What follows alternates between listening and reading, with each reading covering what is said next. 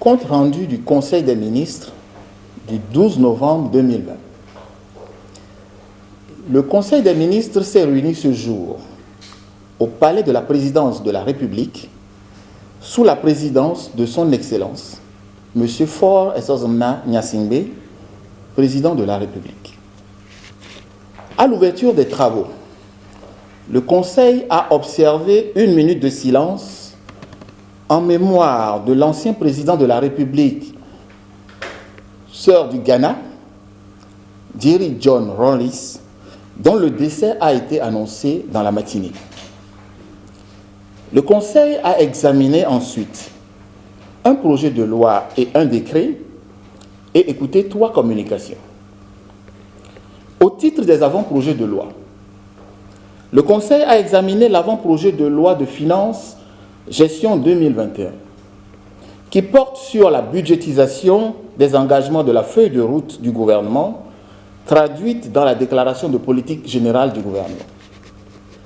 Pour ce budget 2021, notre pays maintiendra une stratégie budgétaire prudente dans un contexte marqué par des incertitudes nées de la pandémie à coronavirus, avec ses conséquences socio-économiques sans précédent.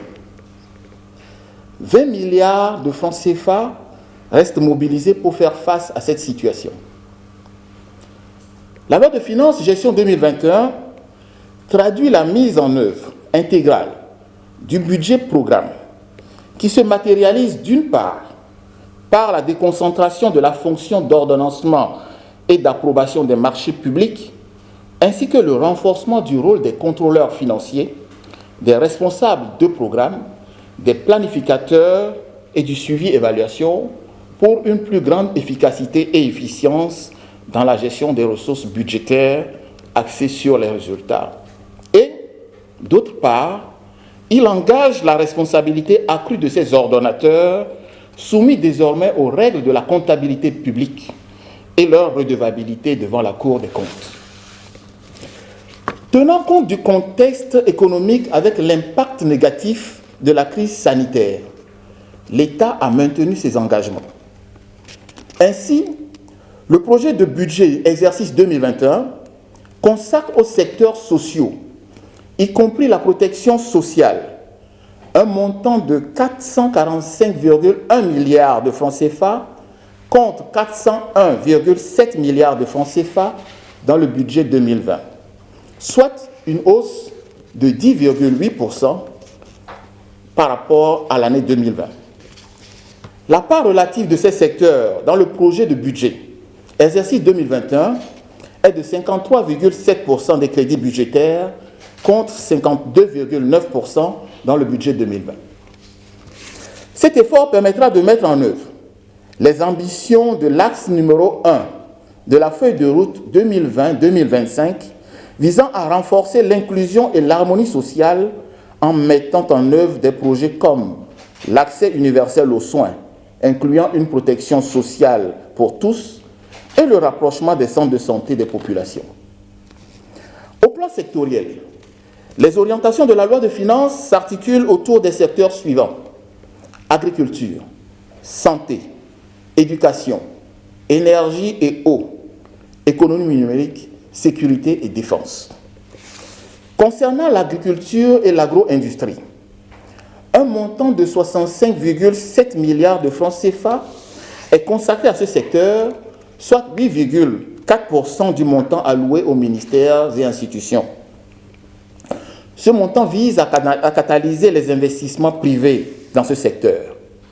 En effet, le rôle des acteurs publics sera de créer des conditions comme l'aménagement des terres, la fourniture d'intrants améliorés, afin d'attirer plus de financements privés pour la transformation de notre agriculture.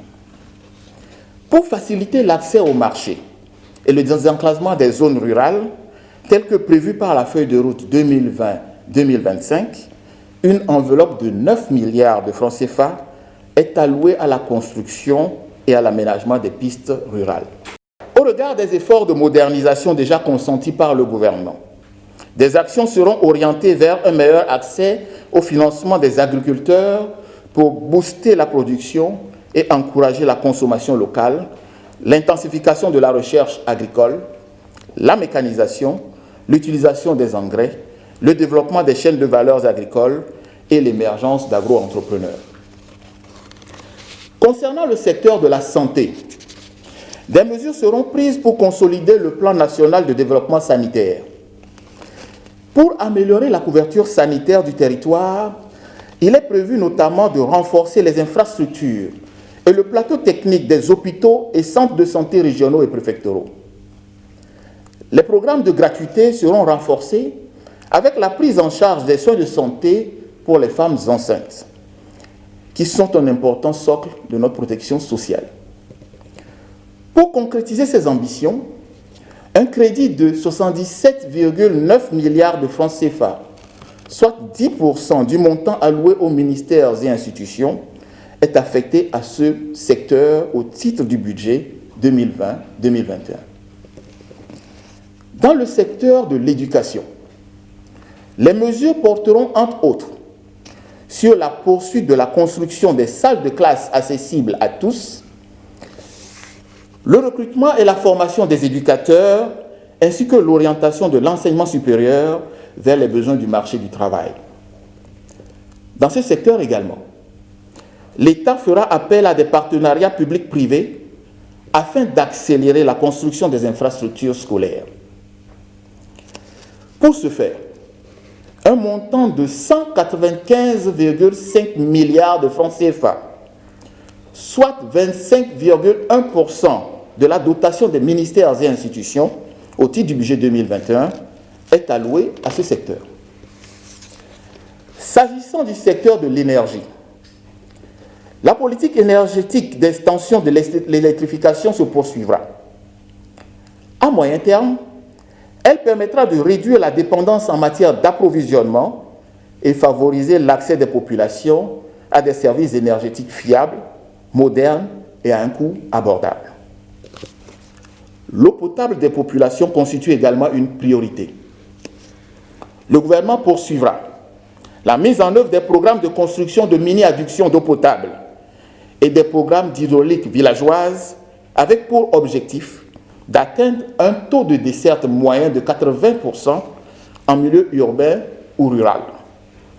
Pour la mise en œuvre des actions prévues dans ce secteur, 65,9 milliards de francs CFA, soit 8,2% du budget alloué aux ministères et institutions, seront mobilisés.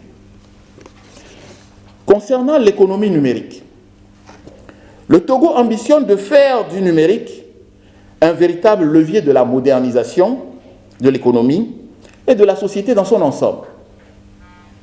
Dans ce domaine, la mise en œuvre de l'identification biométrique permettra d'accélérer la formalisation de nombreux acteurs économiques et renforcera l'accès aux services sociaux. L'enveloppe budgétaire allouée à ce secteur en 2021 s'élève à 25,5 milliards de francs CFA, soit 3,3% des crédits affectés aux ministères et institutions. S'agissant de la défense et de la sécurité, le gouvernement poursuivra les actions d'urgence sécuritaire en vue de renforcer la lutte contre l'insécurité et le terrorisme. Pour ce faire, il est prévu une allocation budgétaire de 82,5 milliards de francs CFA, soit 10,6% du total des crédits alloués aux ministères et institutions. En ce qui concerne les allègements fiscaux, et afin d'encourager le dynamisme du secteur privé, l'allègement de la charge fiscale sera poursuivi, notamment en matière d'immatriculation des immeubles, en maintenant la base des droits d'enregistrement et d'immatriculation de 5% à 1,5% et en l'élargissant à l'immatriculation des immeubles suite aux échanges qui s'analysent fiscalement comme une vente dont le paiement est en nature. Cet allègement vise également l'exonération de droits de main levée et de radiation des hypothèques. Par ailleurs, il est proposé la réduction du plancher de la taxe professionnelle unique TPU du régime déclaratif. Enfin, au regard des résultats encourageants liées à l'exonération, à l'allègement de la charge fiscale, droits de douane et TVA, sur l'importance des véhicules électriques, hybrides et neufs d'une durée inférieure à 5 ans, la mesure sera reconduite pour 2020-2021. Les grandes masses de la loi de finances exercice 2021 se présentent ainsi comme suit. Les recettes budgétaires enregistrent une baisse de 27,1 milliards de francs CFA pour s'établir à 839,6 milliards de francs CFA, soit une baisse de 3,1% par rapport au budget 2020. Cette baisse est portée essentiellement par les dons programmes qui ont diminué de 78,6%. Au total, le budget de l'État qui ressort du projet de loi de finances exercice 2021 est projeté à 1 521,6 milliards de francs CFA en charges et ressources contre 1 638 milliards de francs CFA dans la loi de finances rectificative 2020, soit une baisse de 7,1%. Enfin, il est à noter que dans le contexte de crise décrit ci-dessus, la politique de réduction des dépenses de l'État engagée en 2018 s'est davantage accentuée en 2021 avec un abattement de 20%, soit 11 milliards de francs CFA, sur les crédits de fonctionnement de tous les ministères et institutions afin de financer une partie des projets et réformes contenus dans la feuille de route du gouvernement et répondre aux besoins sociaux.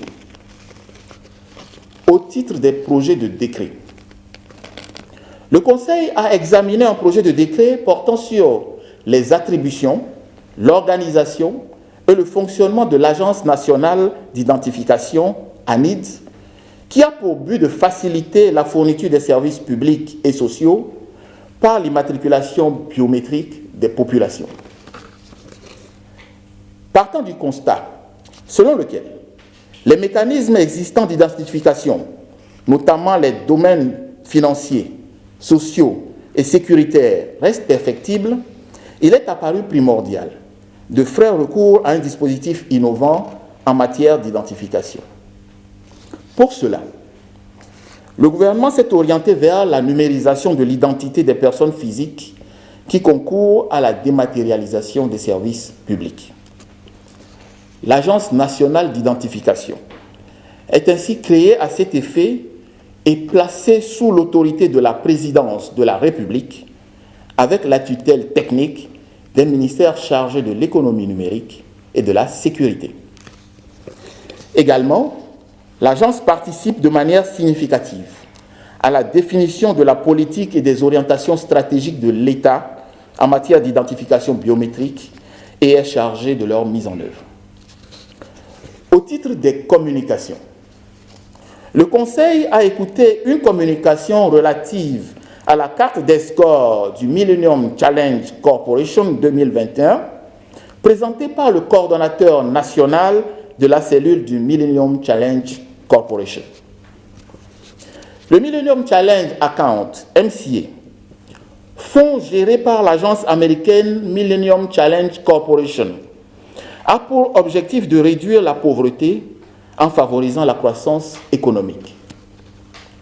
Sur la carte des scores 2021, le Togo éligible au MCA confirme davantage son statut de pays réformateur et valide 15 indicateurs sur 20. Les indicateurs validés sont relatifs à la liberté économique, la bonne gouvernance et l'investissement dans le capital humain. Rappelons que la performance du Togo sur les indicateurs de la MCC a connu une amélioration constante d'année en année, passant de 7 indicateurs en 2015 à 15 indicateurs cette année. Le Togo se classe ainsi deuxième meilleur réformateur sur les 25 pays éligibles cette année. Le Conseil a saisi cette occasion pour adresser ses félicitations à son Excellence, Monsieur le Président de la République, pour le leadership dynamique avec lequel il inscrit notre pays sur la voie des réformes. Le Conseil a également encouragé et félicité tous les acteurs, les agents du secteur public, les acteurs du secteur privé, les partenaires techniques et financiers, les acteurs du monde du média pour leur implication dans ce processus couronné de succès. La seconde communication, relative à la reprise du processus de recrutement du personnel dans les secteurs de l'éducation et de la santé, présentée par le ministre de la Fonction publique, du Travail et du Dialogue social, a pour objet de relancer 2 concours de recrutement ouverts en janvier et février 2020 et suspendus en raison des restrictions engendrées par la pandémie à coronavirus. Il s'agit du concours de recrutement de 2050 enseignants fonctionnaires du primaire et du secondaire général pour le compte du ministère des enseignements primaires et secondaires, en plus d'un concours de recrutement direct régional du personnel médical, paramédical, administratif pour le compte du ministère de la Santé à raison de 667 personnes au total. Afin de satisfaire le besoin en ressources humaines, il convient de relancer ces processus de recrutement dans les secteurs de la santé et de l'éducation, tout en veillant au respect des dispositions et mesures barrières pour faire face à la pandémie. La troisième communication, présentée par le ministre de la Santé, de l'Hygiène publique et de l'accès universel aux soins, porte sur les mesures prises par le gouvernement en faveur des agents de santé dans le cadre de la lutte contre la Covid-19. 4 séries de dispositions ont été prises en faveur du personnel de santé. La mise à disposition du matériel de protection, une assurance Covid-19 déjà effective d'un montant de 330 millions déjà versés à ce titre, couvrant les risques d'essai et incapacité temporaire de travail, le renforcement du personnel à travers un plan de redéploiement et de déconcentration, la formation et la motivation du personnel. Concernant la formation, elle démarre déjà dès la semaine prochaine et vise à mettre à niveau le personnel de santé et à renforcer ses capacités pour lui permettre de répondre efficacement à la pandémie de la Covid-19. Concernant les primes du personnel affecté aux activités liées à la lutte contre la Covid-19 et qui n'ont pas encore été réglées du fait de l'absence ou du retard dans la collecte des justificatifs administratifs, le Conseil demande aux directeurs régionaux de la santé d'agir avec célérité dans la production et la remontée des justificatifs. Pour les agents dont les justificatifs sont disponibles, le Conseil a donné instruction que des dispositions soient prises afin de leur permettre de rentrer immédiatement dans leurs droits. Par ailleurs, le concours de recrutement d'agents de santé à la fonction publique, initialement prévu en avril 2020 et suspendu pour cause de Covid-19, aura lieu dans les semaines prochaines. Le Conseil a saisi cette occasion pour renouveler ses encouragements et félicitations au personnel soignant. Leur dévouement depuis le début de la crise a été fortement utile. Fait à Lomé le 12 novembre 2020, le Conseil des ministres.